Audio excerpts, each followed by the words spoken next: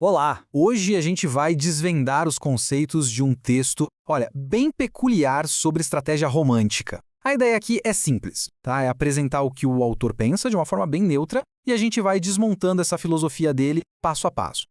E olha só, tudo começa com essa frase aí. Essa única citação, ela já resume a tese central, que é bem provocadora que a gente vai analisar. Que é basicamente a ideia de que o equilíbrio num relacionamento não viria, veja só, da constância, mas sim de uma flutuação controlada. Ok, para a gente entender essa filosofia, nosso roteiro vai ser o seguinte. Primeiro, o princípio da alternância. Depois, a gente vê a justificativa, que o autor chama de jogos femininos. Na sequência, uma estratégia de opostos.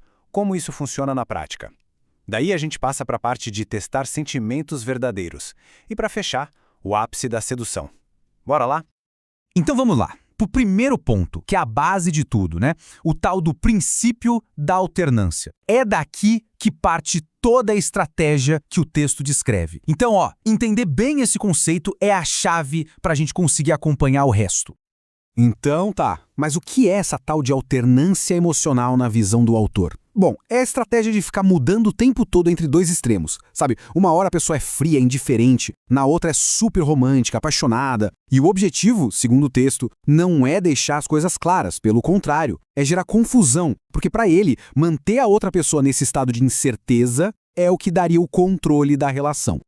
E o mais curioso é como o autor justifica isso, né? Ele basicamente apresenta um dilema que parece não ter saída. De um lado, se a pessoa for só carinhosa, só afetuosa, ela se torna, nas palavras dele, repulsiva e pegajosa. Do outro lado, se for indiferente por muito tempo, bom, aí a relação esfria e acaba. Então, qual é a única saída na lógica do texto? Exato, navegar entre esses dois extremos.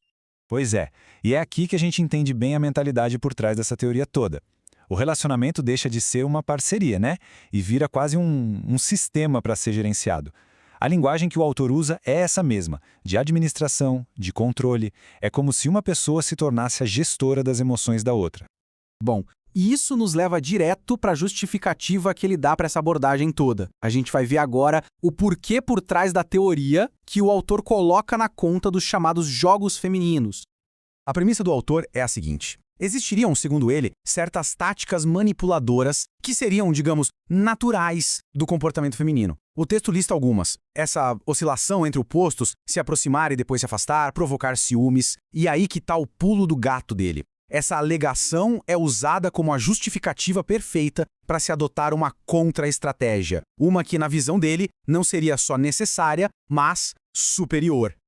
Certo, mas como é que isso funciona na prática? A gente entra agora exatamente nesse ponto. As táticas, bem contraintuitivas, que o texto recomenda para colocar a tal da alternância em ação. Olha só esse exemplo que deixa a estratégia bem clara. O cenário é o seguinte: a parceira elogia outro homem, esperando, claro, uma reação de ciúme. O que seria o normal? Ficar com ciúme, né? Mas a tática que o texto propõe é justamente o oposto. É incentivar, é quase empurrar a pessoa na direção desse outro homem. E por quê? Segundo o autor, isso deixaria a parceira completamente desorientada e, de quebra, serviria para testar a lealdade dela. E atenção a este ponto, porque ele é fundamental para entender o resto. Existe no texto uma desconfiança, assim, profunda na comunicação verbal. O autor basicamente diz que palavras não valem nada, que conversas podem ser só fachada, a verdade dos sentimentos, na visão dele, só aparece mesmo sob pressão. Em situações limite. Então, se as ações são testes, alguém precisa saber ler os resultados, certo? E é exatamente isso que a gente vai ver agora. O tipo de gabarito que o autor oferece para interpretar as reações a essas estratégias, onde cada interação vira um teste de sentimentos. Vamos para o primeiro teste. Como ela reage a uma atitude fria e distante? O texto dá duas opções. Primeira, ela se desespera, fica insegura. A interpretação do autor, sinal de que está apaixonada. Segunda possibilidade, ela te esquece completamente, segue a vida. Interpretação, nunca te amou. O ponto-chave aqui, que é bem pesado, é que o desespero da outra pessoa é visto como um resultado positivo, um sinal de sucesso.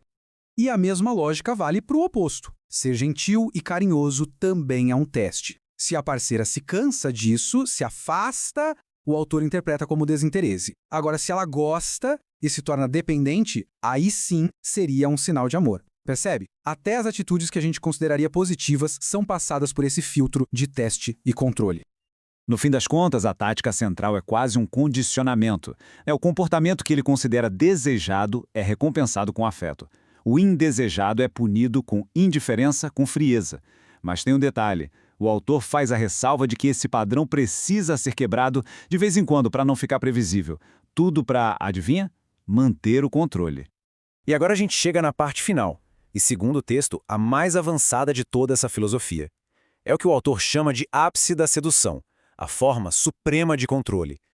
E qual seria esse segredo máximo da dominação? Olha só que loucura. O nível mais alto de maestria, de acordo com o texto, não é sentir a paixão. É ser capaz de simular a paixão perfeitamente. É ter a habilidade de projetar uma imagem de entrega total, intensa, submissa, mas sem sentir absolutamente nada. Isso, para ele, é a ferramenta final de controle. A lógica por trás disso tudo é o poder do contraste. O texto defende que qualquer ação ganha muito mais impacto quando acontece onde se esperava o oposto.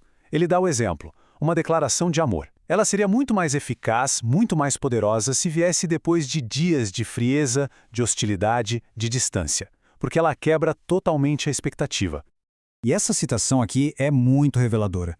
Ela mostra o único risco que o autor admite em toda essa estratégia. E veja bem, o perigo que ele aponta não tem a ver com ética, nem com o mal que pode causar para outra pessoa. Não, o perigo é a perda do próprio controle. O medo dele é que, no meio da simulação da paixão, o estrategista acabe se apaixonando de verdade, e aí ele perde o jogo que ele mesmo criou. E tudo isso nos deixa com uma pergunta final para a gente pensar.